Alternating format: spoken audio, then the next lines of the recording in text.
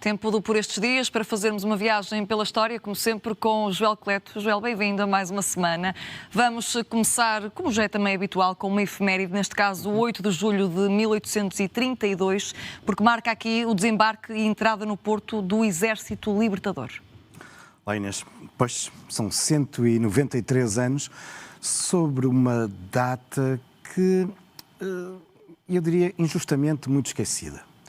Porque o 8 de julho de 32, como tu dizias, o desembarque das tropas comandadas por Dom Pedro IV, são cerca de 8.200 homens, este desembarque que conduz estes homens no dia seguinte, 9 de julho, até à cidade do Porto, dá início ao famoso Cerco do Porto.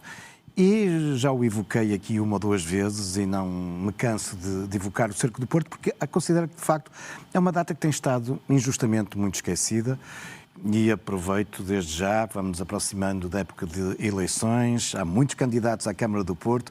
É verdade. E para lhes lembrar, até porque se vai iniciar um novo ciclo autárquico e que estará na altura de começarem a pensar com antecedência para as comemorações dos 200 anos do desembarque em 1832. Um desembarque que fica conhecido, de algum modo, erroneamente, como o desembarque do Mindelo, os bravos do Mindelo, e depois é um pouco estranho porque nós temos, apenas 8 anos depois deste desembarque, temos o erguer de um monumento numa praia que fica, enfim, apesar de tudo, alguns quilómetros a sul do Mindelo, que é a praia hoje conhecida pela Praia da Memória. E da memória exatamente por causa deste monumento que estamos agora aqui a ver, que é o obelisco à memória deste desembarque, na praia da Arnosa de Pampelido, ali nos limites entre as freguesias de Perafita e Lavra. E Inês, poderes-me perguntar então, mas afinal, o desembarque foi no Mindelo ou foi aqui em Pampelido? Ora, isso durante muitos anos dividiu muitos investigadores, alguns mais bairristas puxando, obviamente, para o lado do Concelho de Matosinhos, aqueles que defendem Pampelido, outros defendendo mais a hipótese de ter sido no Mindelo, portanto, nas praias de Vila do Conde. Não havia a certeza? Não, o que se passa foi o seguinte.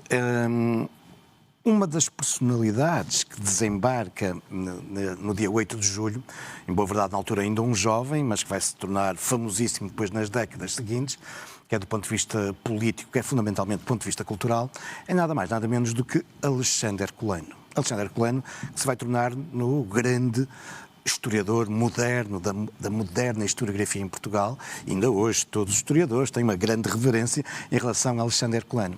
E Alexandre Herculano é ele que diz que o desembarque foi no Mindelo e até designa estes homens que desembarcam no Mindelo como os bravos do Mindelo. Ora, se a partir daí, se é o grande historiador Alexandre Herculano que diz que o desembarque foi no Mindelo... Não foi questionado. Claro, a partir daí os outros historiadores não o vão questionar.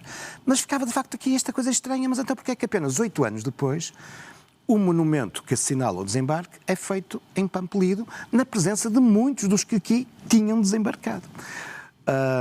Investigações mais recentes, de vários investigadores, e importa aqui salientar Sérgio Veludo, aqui do Instituto Politécnico do Porto, e um grande especialista na história militar portuguesa, vêm fazendo uma análise da documentação, de alguns documentos que estavam mais ou menos esquecidos, e alguns até inéditos.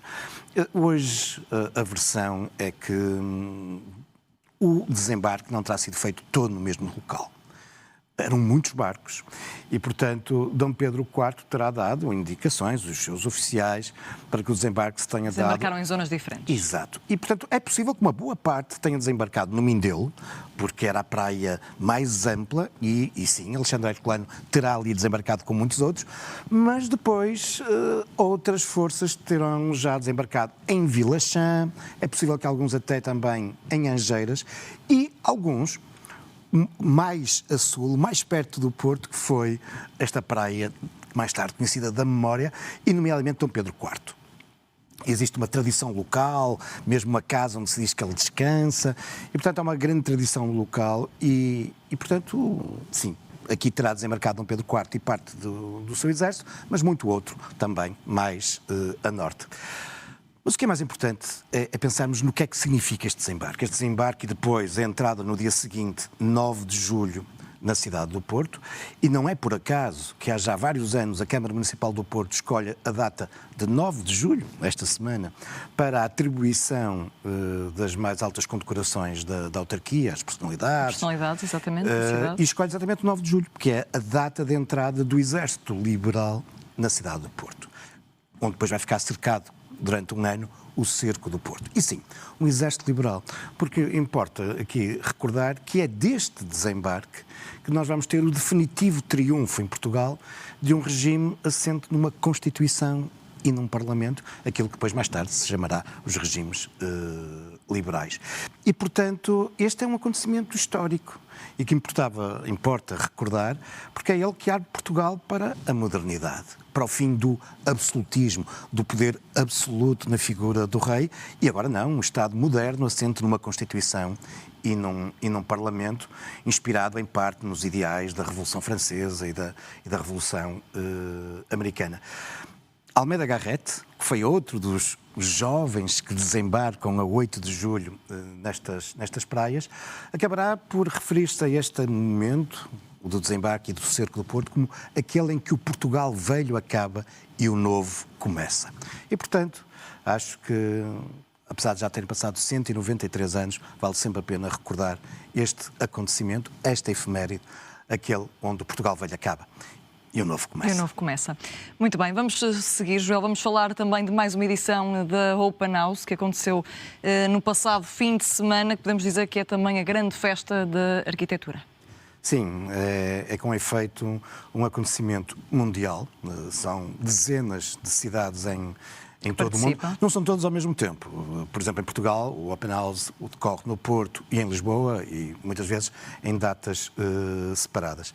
Mas é um acontecimento da arquitetura mundial, porque, como o próprio nome indica, Open House, casa aberta, aqui o objetivo é que durante um fim de semana por ano se abram casas, monumentos, que por regra estão fechados. Até porque muitos deles, por vezes, são casas particulares, onde as pessoas vivem. De outra forma não era possível o público conhecer. E, portanto, é aqui, e esta iniciativa vive também o sucesso, resulta muito da benevolência, do voluntariado, da abertura dos proprietários destes edifícios, como eu te digo, muitos deles são as casas onde as pessoas vivem, mas que, pela sua qualidade arquitetónica, se entende que, enfim, o resto da população poderá e deverá conhecer.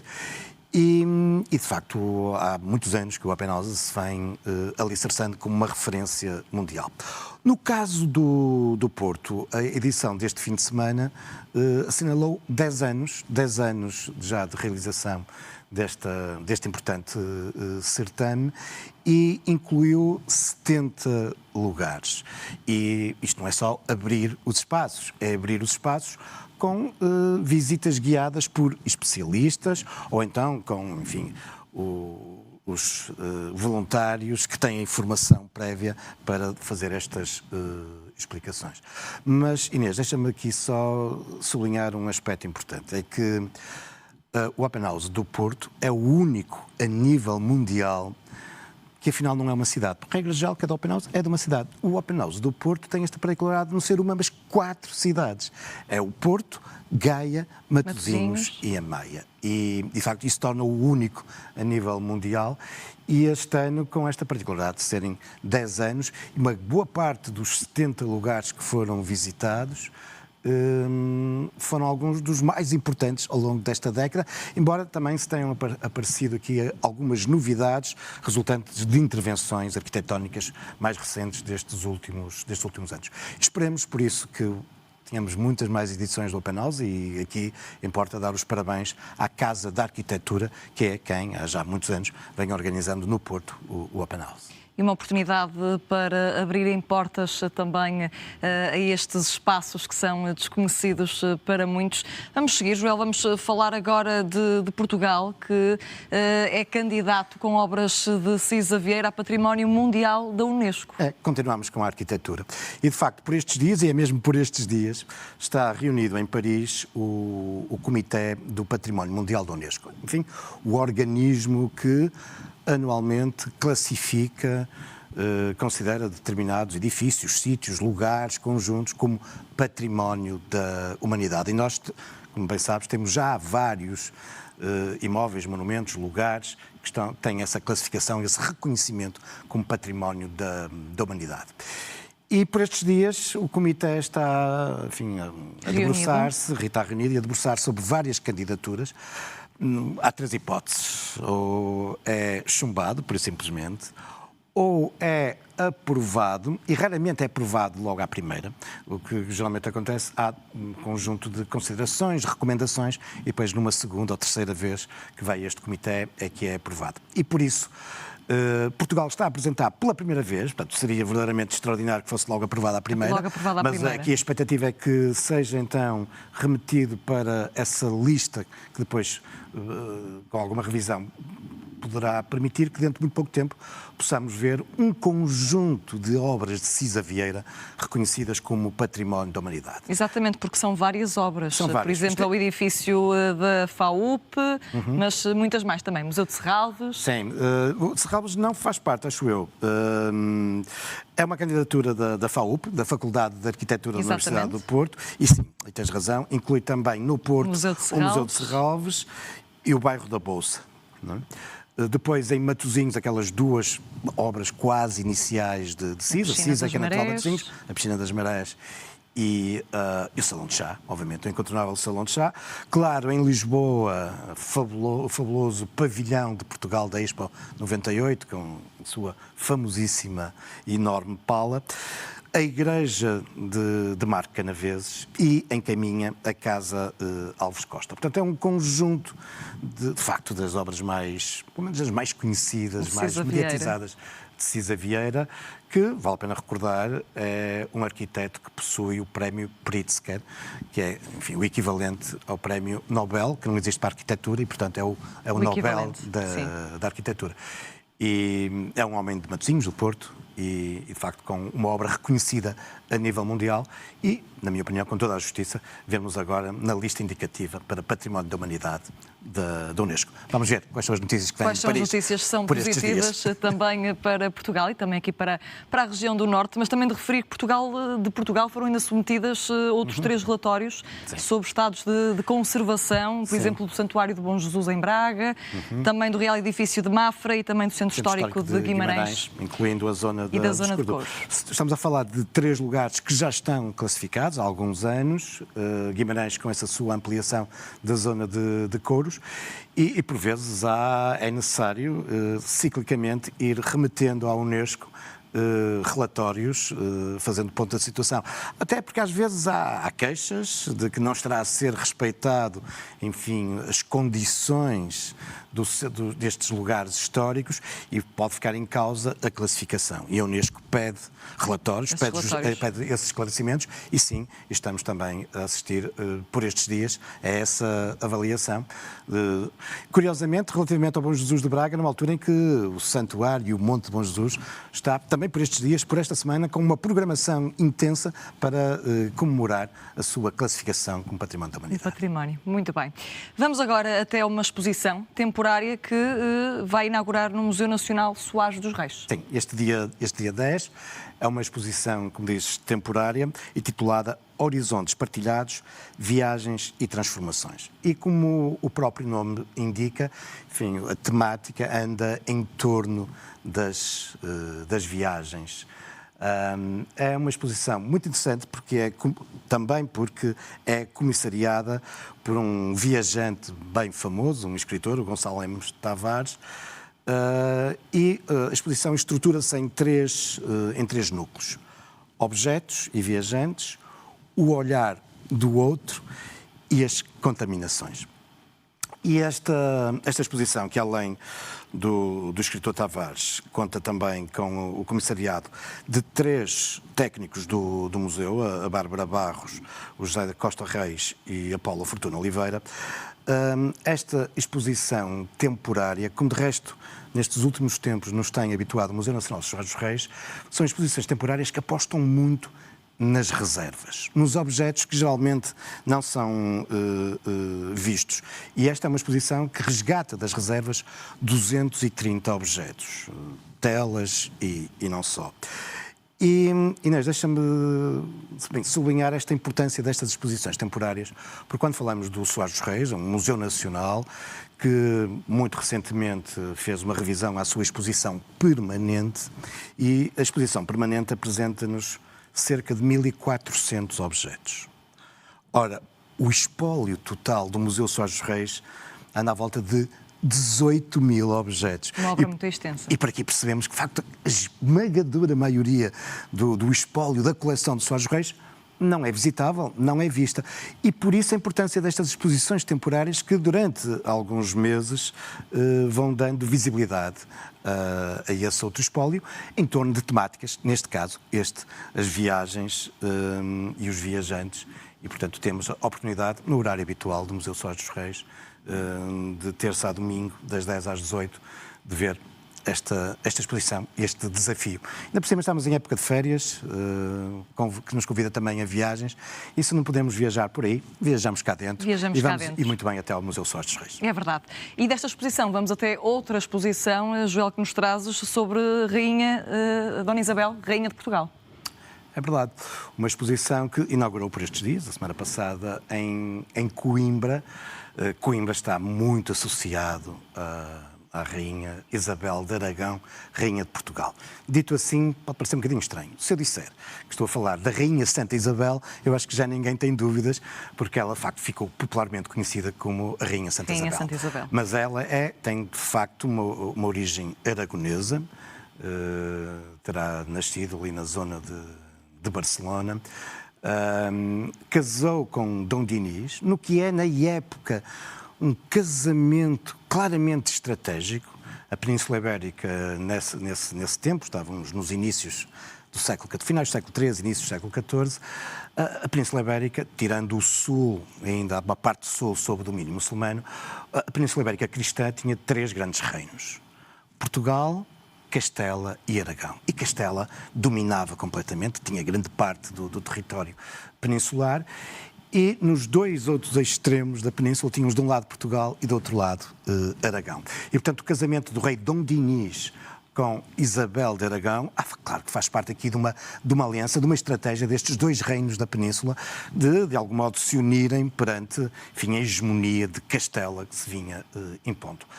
Isabel, que ficará conhecida, enfim, também para lá da questão política, de não raras vezes ter feito intervenções na política nacional, mas vai ficar conhecida também, enfim, pela sua prática religiosa, benemérita, o famoso milagre das rosas, enfim.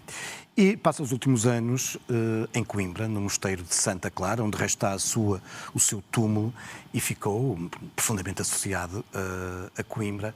E daí esta exposição, que vai estar patente durante os próximos meses, em boa verdade, até maio de 2026, portanto, quase um ano. Há muito tempo para também ser visitada. Porque estamos, de facto, a assinalar os 400 anos da canonização, os 400 anos em que Isabel de Aragão passou a ser a Rainha Santa Isabel. Deixa-me só dizer que a exposição está patente num monumento bem conhecido de Coimbra, que é a Torre da Almedina, e, portanto, é também um pretexto para irmos ali até às margens do Mondego. Fica aqui também a sugestão.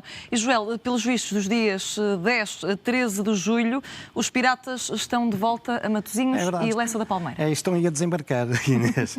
É uma recriação histórica. Nós chegamos ao verão e um pouco por todo o país vão-se multiplicando as recriações históricas. Aquelas que são mais correntes são as feiras medievais, mas importa aqui sublinhar que há outras reconstituições históricas que vão acontecendo pelo território nacional, que nos remetem para outras épocas, para o mundo romano, para as invasões napoleónicas, para, enfim, banquetes e ambientes barrocos. Mas aqui há já alguns anos que em Lessa da Palmeira, em torno do forte de Lessa da Palmeira, o castelo de Nossa Senhora das Neves, existe esta recriação que é os piratas em Matosinhos. Pode parecer uma coisa forçada, mas não é. Ficaríamos aqui muito tempo a falar, mas Matosinhos, a história de Matosinhos está marcada pela historicamente pela presença dos piratas. Num primeiro momento, ainda na Idade Média, os piratas eram mesmo partiam de Matosinhos, do estuário do Rio Lessa. Matosinhos e Lessa era uma terra de piratas, isto é, de corsários, piratas ao serviço de um nobre que tinha autorização para exercer pirataria contra o inimigo, obviamente. Mas depois, a partir de determinada altura, é o contrário. Matosinhos passa a ser objeto de ataques de piratas e é por isso que foi construído, por exemplo, o Forte de Santa Maria de Nossa Senhora das Neves. E deixa-me só dizer, porque começamos com o desembarque de Dom Pedro IV na Praia da Memória, e deixa-me dizer que antes de se chamar Praia da Memória, por causa do desembarque, aquela praia era conhecida como a Praia dos Ladrões. Exatamente porque era utilizada por piratas que aí desembarcavam para atacar as aldeias nas cercanias. Portanto, está tudo ligado, como podes ver. Está tudo ligado e explicado. Joel, rapidamente para terminar, para onde nos vais levar no caminho da história desta semana? Olha, continuamos, tal como na semana passada, estamos a percorrer o percurso que Dom Sebastião fez até morrer em Alcácer Quibir. Portanto, estamos em Marrocos, vamos continuar por Marrocos, fazendo essa viagem esta semana, particularmente mais focados em Tânger e Arzila. Muito bem. Ficamos por aqui com o Por Estes Dias desta semana. Joel, estás de regresso na próxima semana. Até para a semana. Até para a semana.